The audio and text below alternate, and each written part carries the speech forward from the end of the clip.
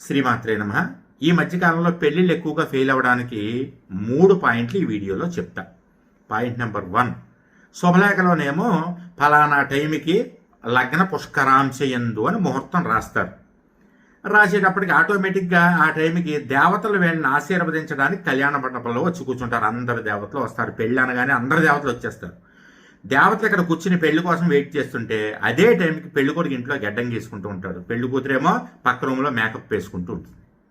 దేవతలు చూస్తారు. ముహూర్తం దాటిపోతుంది. వాళ్ళకి చికాకు వచ్చి వాళ్ళు పోతారు అనకూడదు, కానీ వాళ్ళు వెళ్ళిపోతారు. వాళ్ళు దేవతలు వాళ్ళు వెళ్ళిపోయిన గంట సేపటికి పెళ్లి కొడుకు వచ్చి ఇంకా పీటల మీద కూర్చొని ఇంకా గణపతి రా, మహాగౌరి రా, మంగళగౌరి రా అని పిలిస్తే దేవతలు ఎందుకు వస్తారు?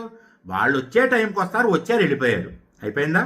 పాయింట్ నెంబర్ 2, పంతులు గారు తంతు చేయిస్తుంటే కొంతమంది ఉంటారు, కొంతమంది బ్యాచ్, అయ్యగారు జల్దీ కానీ